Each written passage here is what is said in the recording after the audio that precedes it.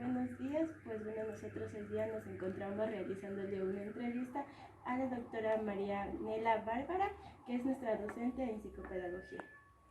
Buenos días, doctora, vamos a comenzar con nuestras preguntas. Como primera pregunta, nosotros hemos planteado que nos podría dar un concepto de psicología del aprendizaje, o qué entiende por psicología del aprendizaje. Bueno, la psicología del aprendizaje es una rama de la psicología y es precisamente una rama de la psicología que tiene que ver con los procesos de aprendizaje, es decir, que ella se centra en el estudio de los procesos de aprendizaje, de forma tal que lo que percibe este tipo de psicología es ver cambios estables en la conducta del estudiante, es decir, saber cuántos aprendizajes logra, cuál es su rendimiento en el aprendizaje, cuáles son sus estilos de aprendizaje.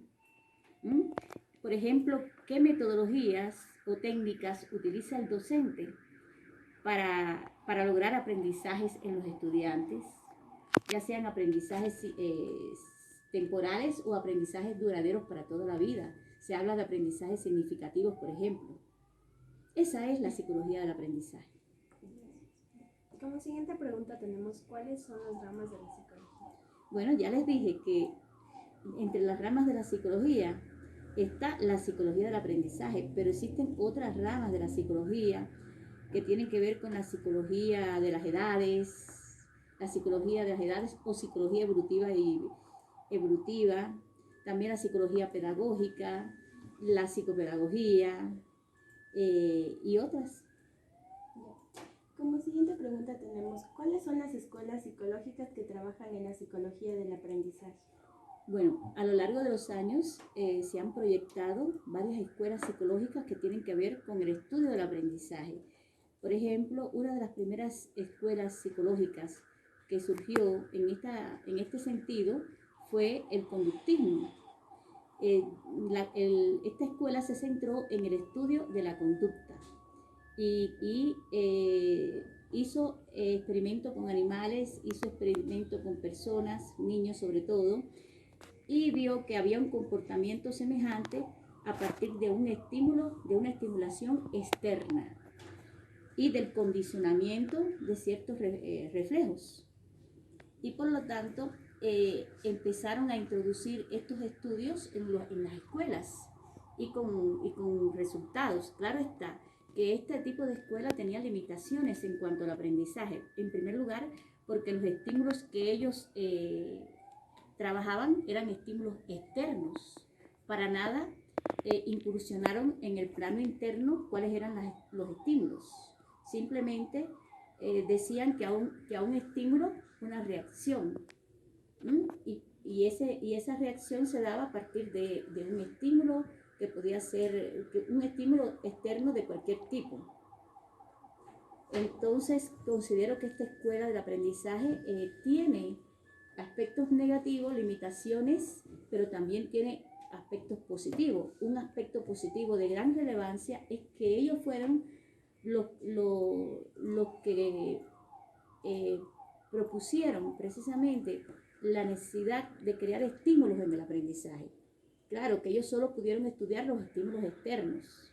Luego otras escuelas, como por ejemplo en la escuela del cognitivismo, donde uno de los representantes es Ausubel, ellos ya profundizaron en esas limitaciones que tuvo la otra escuela, la escuela del conductismo, y ya empezaron a tener en cuenta en sus estudios los procesos internos mentales de los niños, qué es lo que sucedía en la mente de los niños, y a partir de allí empezaron a proponer y a trabajar y a investigar en el aprendizaje significativo, es decir, cuáles estímulos necesitaba el aprendizaje para que fuera perdurable, para que fuera para toda la vida. Y es allí que entonces se introduce el concepto de aprendizaje significativo como un aporte de esta escuela del cognitivismo. Pero también surgen otras escuelas, como es el caso de la escuela del constructivismo. Entre ellos encontramos a Jean Piaget y también a Lev Vygotsky. a Vygotsky. Claro que estas escuelas, tanto la de Vygotsky como la de Piaget, se contraponían, en el sentido de que Piaget solo pudo estudiar al sujeto, al niño, en el plano biológico. Es decir, él estudiaba, él hacía su estudio de lo individual, o hizo su estudio de lo individual a lo social. Y por lo tanto se centró en el estudio de la maduración de las estructuras cognitivas, en el estudio de la inteligencia y otros elementos más. Sin embargo, Vygotsky hace sus estudios de lo social a lo individual, es decir, es a la inversa de Piaget. Por lo tanto, para Vygotsky el hombre es un ser social. Para Piaget el hombre es un ser biológico. Entonces, yo considero que ambas escuelas fueron fundamentales y que nutrieron a la psicología del aprendizaje, porque ambas teorías hicieron aportes al desarrollo del hombre y sobre todo el aprendizaje, en cuáles debían ser las metodologías que se debían utilizar para que el niño aprendiera, ya sea por una vía o por la otra vía. Mi criterio es que ambas teorías, tanto la de Piaget como la de Vygotsky, se complementan y entre ambas existe un punto de contacto, y es que ambos representantes de estas escuelas vieron la posición activa que tiene que tener el niño en su aprendizaje. Es decir, que ambos defendían la idea de que el niño tiene que ser un sujeto activo en el aprendizaje, en la construcción del conocimiento.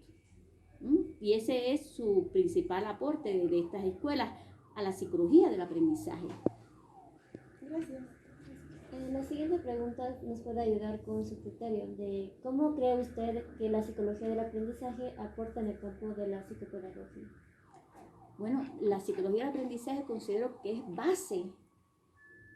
una base de la psicopedagogía, porque es la que permite, es la que trabaja la parte del diagnóstico, de la caracterización de un caso, y la psicopedagogía sin este conocimiento no podría ser psicopedagogía.